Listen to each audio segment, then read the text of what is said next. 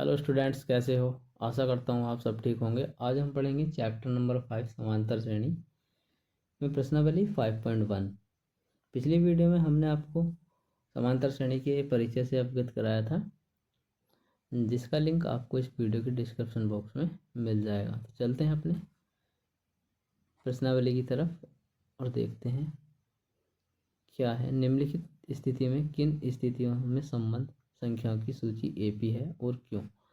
प्रत्येक किलोमीटर के बाद टैक्सी का किराया, यानी कि एक टैक्सी के किराए के बारे में बात कर रहा है, यानी कि वो कैसे लेता है। जब प्रथम किलोमीटर के लिए किराया 15 रुपये है और प्रत्येक अतिरिक्त किलोमीटर के लिए किराया 8 रुपये है। इसका मतलब यह है, जब पहला किलोमीटर होगा तो 15 रुपये है, उसके बाद 8 रुपये इसमें ऐड होते चले जाएंगे जैसे जैसे किलोमीटर बढ़ेंगे। तो चलते हैं, यानी कि लिखते हैं प्रथम किलोमीटर के लिए किराया। प्रथम किलोमीटर के लिए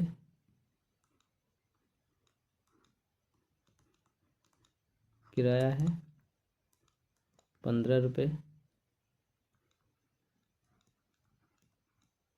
द्वितीय किलोमीटर के लिए किराया है हमारा 15 प्लस के 8 इक्वल्स टू 23 रुपये। तृतीय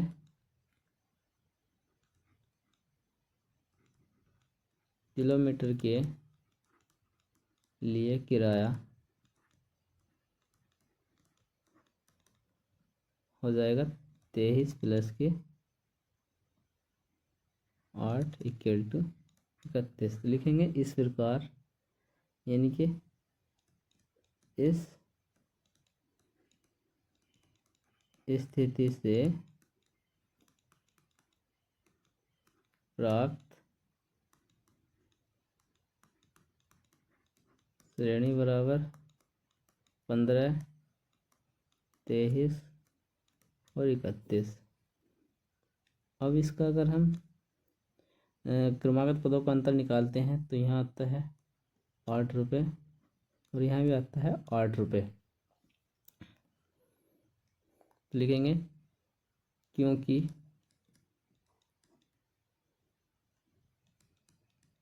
प्राप्त श्रेणी के दो क्रमागत पदों का अंतर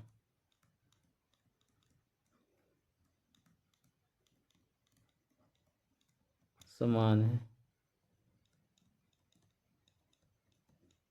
इसलिए यह श्रेणी समांतर श्रेणी होगी। श्रेणी एक समांतर श्रेणी होगी। चलते हैं नेक्स्ट क्वेश्चन की तरफ। नेक्स्ट क्वेश्चन में इसमें किसी बेलन में उपस्थित हवा के बारे में बात की है, यानी कि जब इसकी हवा प्रत्येक बार निकलती है तो वह 1/4 हवा बाहर निकाल देता है। तो चलते हैं माना क्या लिखेंगे, बेलन में उपस्थित हवा, यानी कि शुरुआत में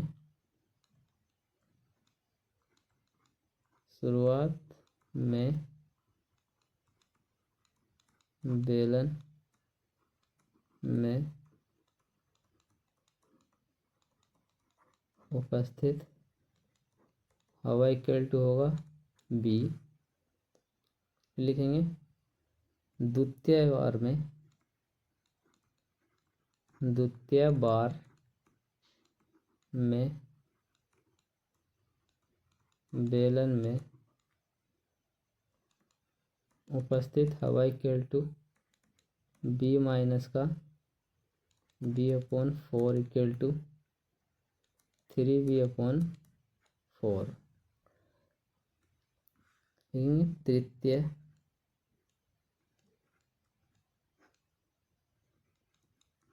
बार में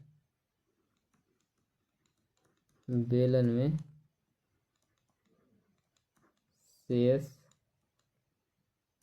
हवा होगी 3v/4 माइनस का 3v/4 इंटू 1/4 इक्वल टू होगा 3v/4 माइनस का 3v/16। तो ये हो जाएगा हमारा 12v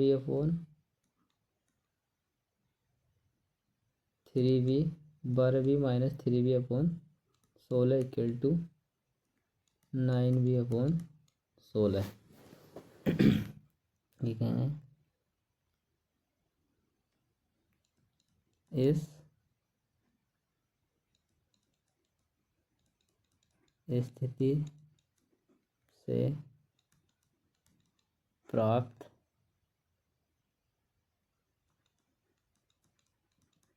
श्रेणी बराबर है हमारी v, 3v/4, 9v/16 equal to हो जाएगा 16। इधर हम 16 से गुणा कर देंगे 16v माइनस का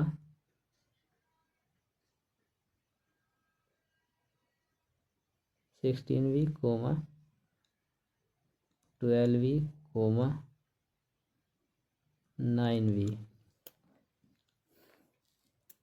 9v इससे आता है, यानी कि इस समीकरण का अब हम क्रमागत पदों का योग निकाल लेंगे, डिफरेंस निकाल लेंगे। तो यहाँ जाएगा माइनस का 4 और यहाँ जाएंगे माइनस के 3 लिखेंगे। इस प्रकार प्राप्त श्रेणी के क्रमागत पदों का अंतर असमान है, इसलिए यह श्रेणी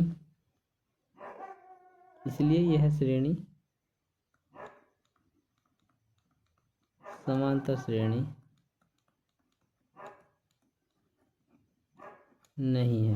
चलते हैं नेक्स्ट क्वेश्चन की तरफ। इसमें क्या है, प्रत्येक मीटर की खुदाई के बाद एक कुआं खोदने में आई लागत, जबकि प्रथम मीटर की खुदाई की लागत 150 है और प्रत्येक मीटर की खुदाई की लागत 50 रुपये बढ़ जाती है। तो सबसे पहले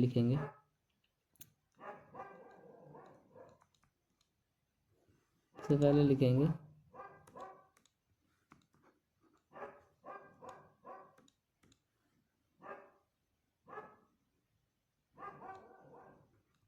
प्रथम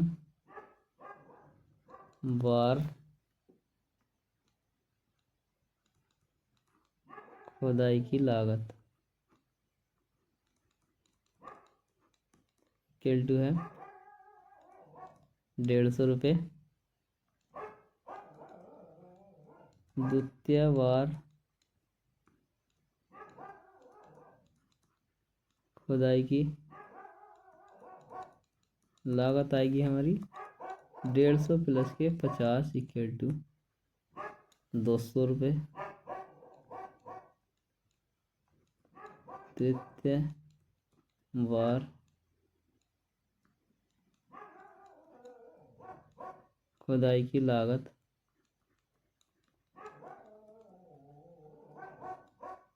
200 प्लस 50 इक्वल टू 250। लिखेंगे इस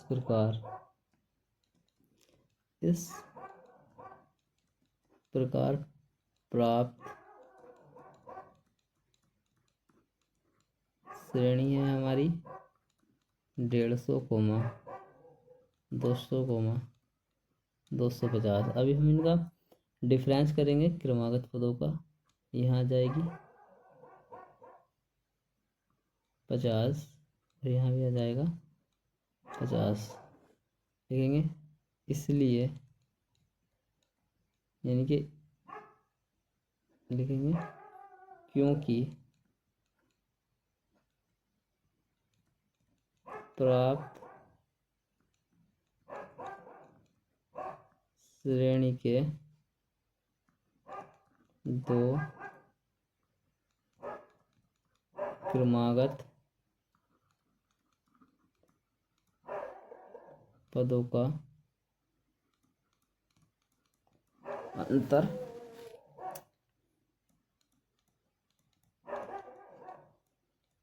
समान है, इसलिए यह श्रेणी समांतर श्रेणी है। चलते हैं अपने नेक्स्ट प्रश्न की तरफ। नेक्स्ट प्रश्न है, खाते में प्रत्येक वर्ष का मिश्र धन जबकि 1000 रुपये की राशि 8% वार्षिक ब्याज की दर से चक्रवृद्धि ब्याज की दर से जमा की जाती है। चक्रवृद्धि ब्याज का मतलब होता है यानी कि पहले वर्ष का चक्रवृद्धि और साधारण ब्याज बराबर होता है। और साधारण ब्याज और चक्रवृद्धि ब्याज में अंतर होता है कि चक्रवृद्धि ब्याज में प्रत्येक वर्ष जो ब्याज लगता है, मिश्र धन आता है, अगले वर्ष वो मूलधन बन जाता है। जैसे कि हम इसी प्रश्न में समझेंगे, लिखेंगे पहले वर्ष का चक्रवृद्धि ब्याज यानी कि पहले वर्ष का चक्रवृद्धि ब्याज पर मिश्र धन इक्वल टू होगा 1000 का 108% इक्वल टू 1080 हो जाएगा। यानी कि ये इससे कट जाएगा और 108 की गुणा हो जाएगी 1080 से। और लिखेंगे दूसरे वर्ष का चक्रवृद्धि ब्याज, दूसरे वर्ष का चक्रवृद्धि ब्याज पर मिश्र धन होगा 1080 का 108% करेंगे इक्वल टू आएगा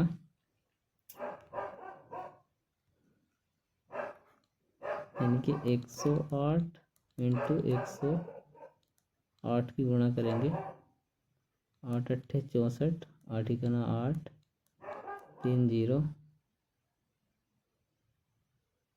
और यह आ जाएगा 8 0 1 आ जाएगा 6 4 6 6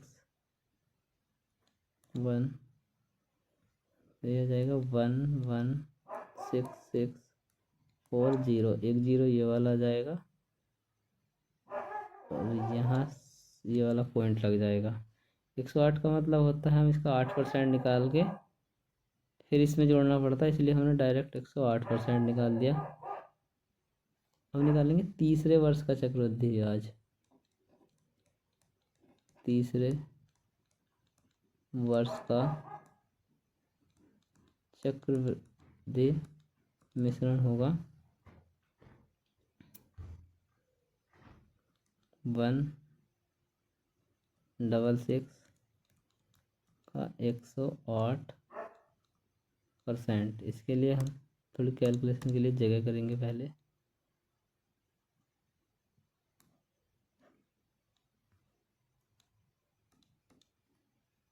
ये था हमारा 1080,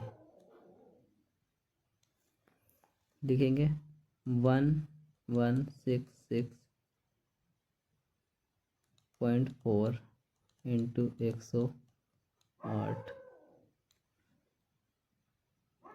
8 चौक 8 0 0, 8 चौक 32, 8 छंग 48, हासिल लगे 5, 8 छंग 48, हासिल लगे 5 8 और 5 13, 8 ही करना 8 और 5 13 का 3 हासिल लगा 1, ये कट गया। 8 ही करना 8, 1 9 आ गया। 0 0 0 0 0 0। अब इसकी 1 की गुणा करेंगे इससे, तो यहाँ 0, यहाँ 4, यहाँ 6, यहाँ 6, यहाँ 1, यहाँ 1। 0 2 1 7 9 9 और 6 15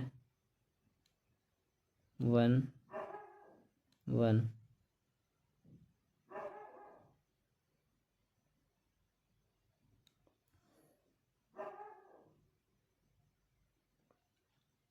नौ और 6 15, 1254 आ जाएगा। यानी कि इस तरह से ये आ जाएगा हमारा 1254.712। लिखेंगे इस प्रकार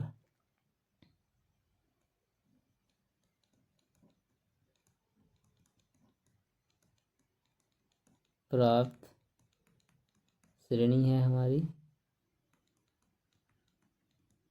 1080। दूसरी श्रेणी है हमारी 1166.40, 1166.40, 1254.7120। अब हम इसका डिफरेंस करेंगे, यानी कि सबसे पहले तो थोड़ी सी जगह कर लेंगे।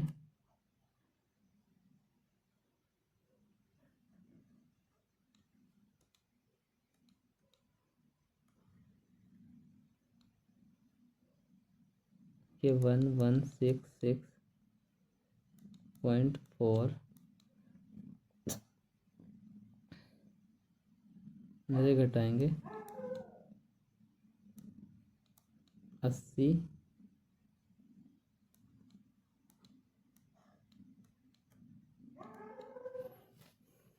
यहाँ 6 आ जाएगा और यहाँ 16 में से 8 गए, बचेंगे 8। तो यहाँ से यहाँ तक आया 86.40 और यहाँ से यहाँ तक घटाएंगे अब, यानी कि 12,712।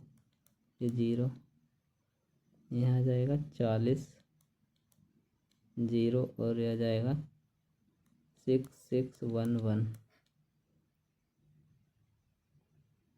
2 0 आ जाएगा, 1 आ जाएगा, यहाँ 3 आ जाएगा, यहाँ 8 आ जाएगा, यहाँ 8 आ जाएगा। तो बचेगा 88.3120। लिखेंगे इस प्रकार, इसलिए लिखेंगे क्योंकि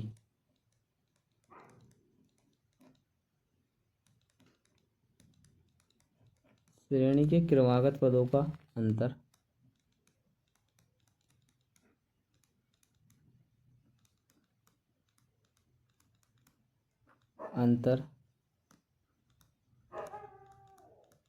समान नहीं है, इस लिए यह श्रेणी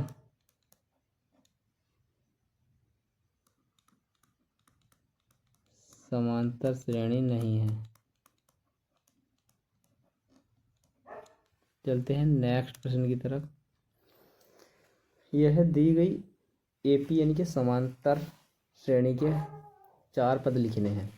उसमें क्या दे रखा हमें, इसका सर्वांतर और प्रथम पद दे रखा है। तो लिखेंगे यदि किसी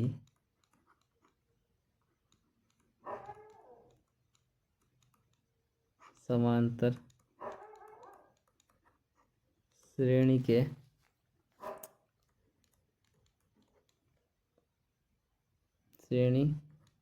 का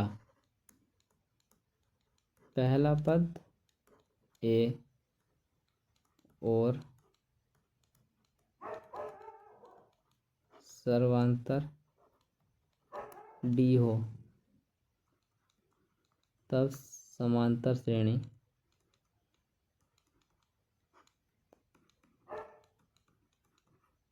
बराबर होता है a plus d a plus 2d a plus 3d। अब हम क्या करेंगे, ए और डी की वैल्यू पुट करेंगे इसमें। तो ए बराबर 10 है तो शुरू में 10 रख देंगे, डी बराबर 10, डी बराबर भी 10 है तो 10 प्लस 10 हो जाएगा। दूसरा एलिमेंट ए प्लस 10 गुणा 2 हो जाएगा। तीसरा एलिमेंट 10 प्लस 3 गुणा 10 हो जाएगा। तो इस तरह से 10 आ गया, 20 आ गया, 30 आ गया, 2 10 थे 30 और 1 40 आ गया। इस तरह से ये हमारी एक समांतर श्रेणी है 4 पदों की। चलते हैं नेक्स्ट प्रश्न की तरफ। इसमें ए बराबर 2 है, ये प्रश्न गलत है, डी इक्वल टू 0 दे रखा है, कोई श्रेणी बनेगी नहीं। चलते हैं दूसरे प्रश्न पर, यानी कि दी हुई समांतर श्रेणी के प्रथम 4 पद लिखने हैं, और जबकि प्रथम पद हमारा ए है और डी माइनस के 3 है। लिखेंगे यदि किसी समांतर श्रेणी के समांतर श्रेणी का पहला पद ए तथा दूसरा पद पहला पद ए तथा सर्वांतर डी हो तर डी हो तो समांतर श्रेणी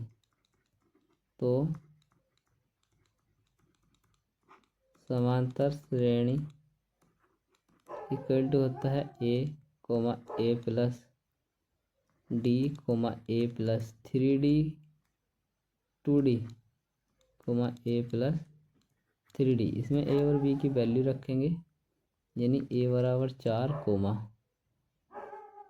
यानी 4 प्लस माइनस के 3 हो जाएंगे 4 प्लस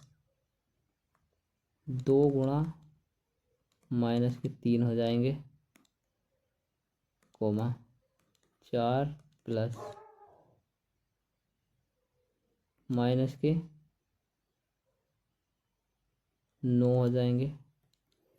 चारों पद आ गए, यानी कि पहला पद 4 आ गया, दूसरा पद 1 आ गया, तीसरा पद माइनस के 2 आ गया, चौथा पद माइनस के 5 आ गया। इस तरह से हमारी ये होगी एक समांतर श्रेणी। चलते हैं नेक्स्ट प्रश्न की तरफ। नेक्स्ट प्रश्न है, दी गई ए बी के प्रथम 4 पद लिखने हैं, जबकि प्रथम पद और सर्वांतर निम्नलिखित है। तो लिखेंगे यदि किसी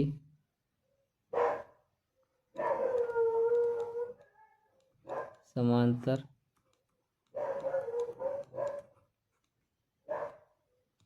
श्रेणी का प्रथम पद ए तथा सर्वांतर डी हो तब समांतर श्रेणी a plus d a plus 2d a plus 3d होगी। यानी कि अब लिखेंगे ए और डी के मान रखने पर, यानी कि माइनस का 1 ए की वैल्यू है, कोमा माइनस का 1 प्लस, यानी कि 1/2 का मतलब 0.5 लेंगे हम, इससे बना देंगे प्लस के 0.5 कोमा माइनस का 1 प्लस के 0.5 का 2 गुना 1 हो जाएगा, कोमा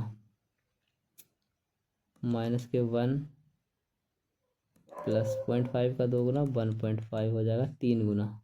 इस तरह से हमारी श्रेणी जाएगी 1 कोमा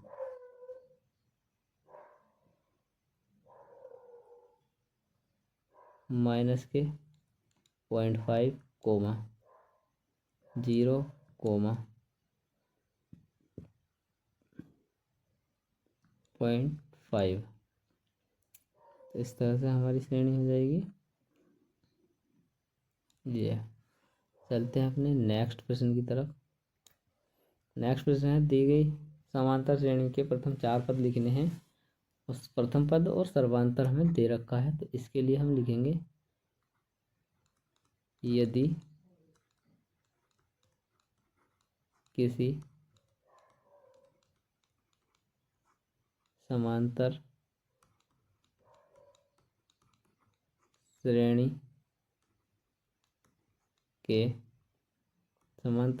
का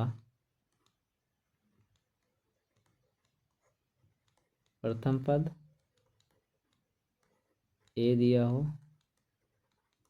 तथा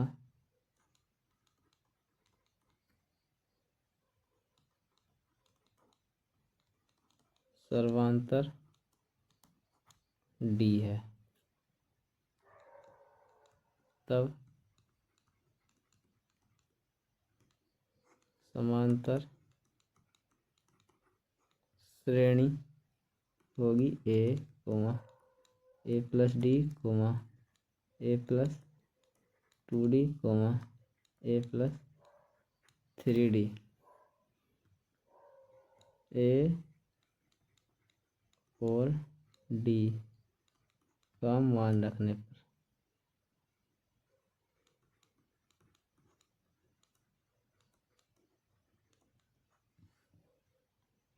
ए का मान है माइनस के 1.25 कोमा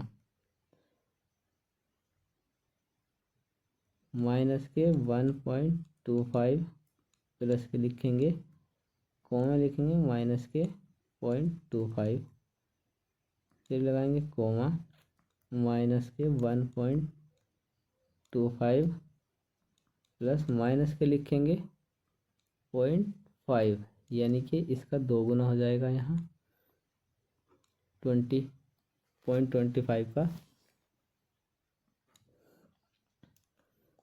लिखेंगे कोमा लगा के माइनस के 1.25 प्लस, अभी हो जाएंगे माइनस के, यहाँ लिखेंगे हम 25 या 75, यानी कि माइनस के 0.75 माइनस के 1.25 कोमा माइनस के 1.25 और माइनस के 2.5 कोमा माइनस के 1.25 माइनस के 0.5 माइनस के 1.25 माइनस का 0.5, तो ये बनेगी माइनस के 1.25 कोमा ये कट जाएगा 1 आ जाएगा 1 माइनस के 1.50 कोमा माइनस के 1.7 5 आ जाएगा, कोमा माइनस के 2। इस तरह से हमारी श्रेणी होगी ये।